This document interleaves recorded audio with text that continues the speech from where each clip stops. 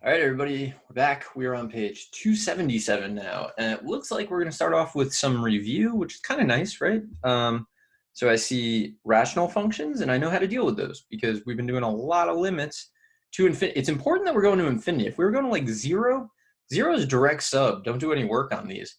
But in this case, we're going to infinity, so do some work, right? Divide through by the highest power of x in the denominators. Let's do this. Limit as x approaches infinity of, we get 7 minus 3 over x plus 4 over x squared over 2 minus 5 over x plus 3 over x squared. Okay, I see a lot of zeros there. I'm going to say that this is 7/2. That's it. This one looks very similar. So we're going to divide through by the highest power of x in the denominator, look for zeros, write our answer.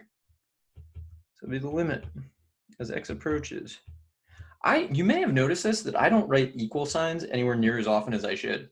You should really start every line, if it's equal to the previous line, with an equal sign.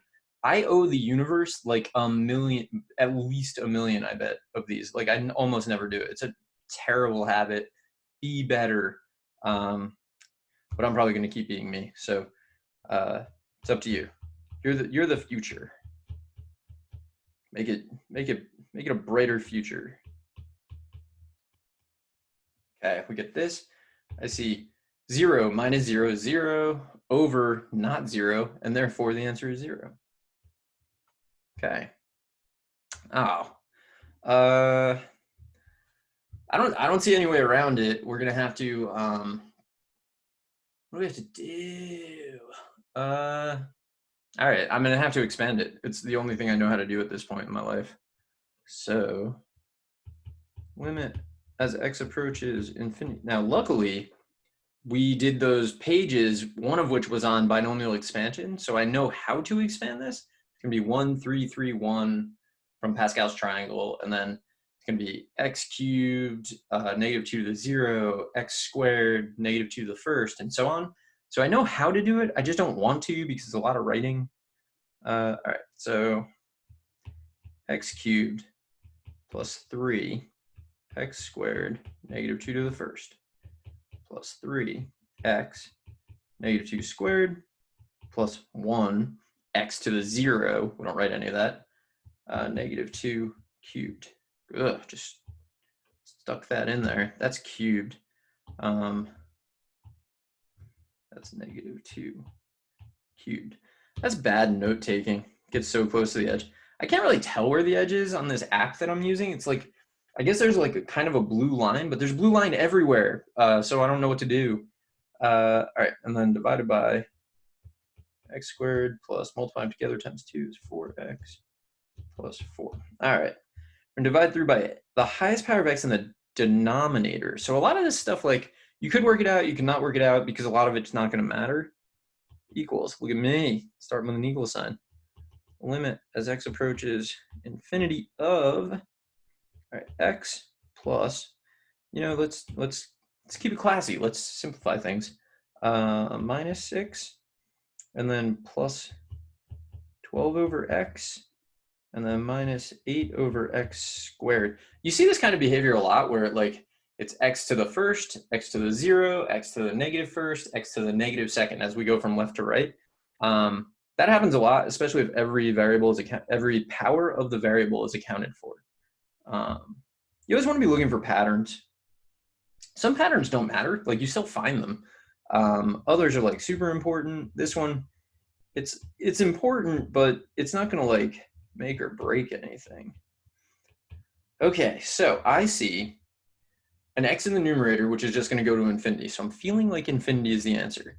Infinity minus 6, still infinity. 0 and 0. In the denominator, I got 1, 0, and 0. So actually the answer here is infinity, which means this function has no horizontal asymptote. It actually, if you remember your rational functions, has a slant asymptote. You would do long division to find that. But we're not doing that here because that's not the point of this. But it would. On the other two, on the first one, y equals 7/2 is a horizontal asymptote. On the second one, y equals 0 is a horizontal asymptote. They're rational functions, so it's the same to infinity and negative infinity. You can only have one horizontal asymptote for a rational function. All these things are things that you should know. All right, what are we doing here? All right. I deal with these two separate ways if I'm going to positive or negative infinity. There's probably one unifying thing that I could do, but I just find it easier to think graphically about going to negative infinity for whatever reason, so I'll walk you through that.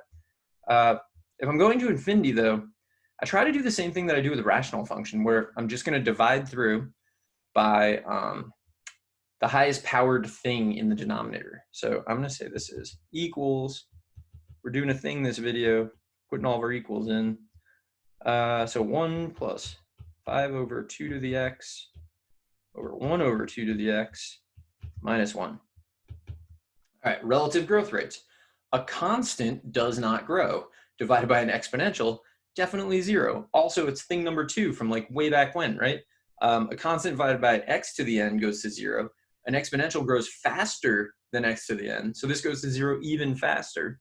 So here I'm seeing -1. All right, so as I go to infinity, I get -1. The next problem is the same function, but we're going to go to negative infinity.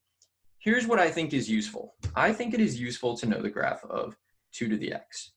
So 2 to the x. Why am I putting it here?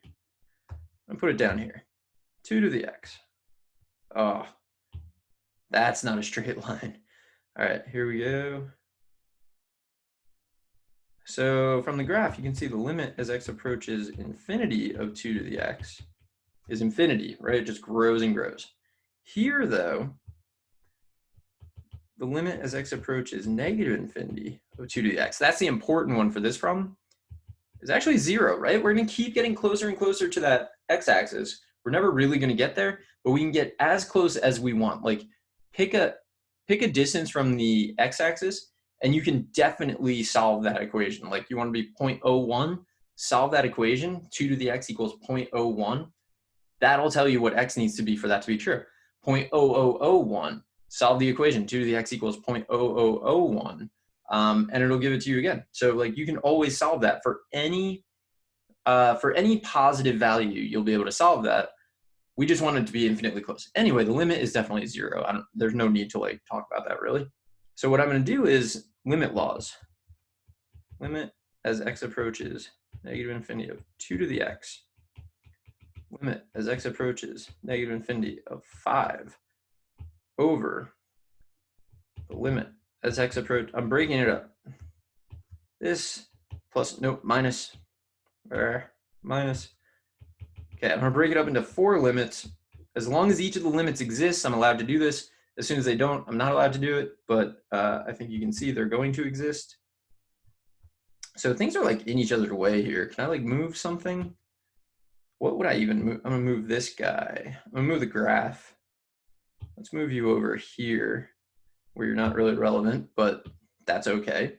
So this is going to be, if I go to negative infinity, I know the limit as x approaches negative infinity of 2 to the x is 0. So I'm going to get a 0. Woo! I get a 0, and then 5 doesn't care, right? There's no x's. And then I get a 1, which doesn't care because there are no x's, and then minus 0. So I get 5. Look at that. So if you go to positive infinity, you get -1. If you go to negative infinity, you get 5. This is like a really interesting graph. And at the end of the video, I'm going to go back and I'm going to look at it. Or maybe in the next video. I don't know. We'll see. I'm going to do this one by breaking it up. Limit as x approaches. Which is like, you'd probably think to do that, hopefully. I don't know. I get 3 to the x over 5 to the x plus the limit as x approaches infinity of x to the 4th over 5 to the x. All right. 3 to the x is smaller than 5 to the x for any x greater than like 1, right? So we're going to infinity, so it's going to be way bigger. 5 to the x is way bigger, so this will be 0. Or you can make it 3/5 to the x and know that 3/5 to the x decreases and has a limit of 0. Either way, it's up to you. And then relative growth rates, this is 0. 0 is a really common limit. If I, like, given a multiple choice thing where like it was just like blank limit questions with options, or like fill in the blank, right? Blank limits, and it just said like find the limits. So you don't know the question, but you have to find the limit. I would guess in order 0, 1, and e. 0, 1, and e are really common limits. I don't exactly know why well, it's like laziness. If you don't like change the question around, you always get 0, 1, or E pretty much. And then like you start multiplying and whatever. 0, 1, and E though, man. Most common by far. All right. I don't know how long this video has been. I'm probably going to stop here, come back in the next one. I'm going to look at the graph of that function in the next video at the very beginning. And then actually, I'm just going to do the next problem, and I'll look at the graph of that because it's like the same basic idea. So I will be back. We will do more. And I hope you are having a good time with this, because I sort of am. I mean, I'm doing a lot of talking to myself. I'm imagining conversations I would have with you, whoever you are. I may not even know you. But anyway, I hope these are helpful. So see you then.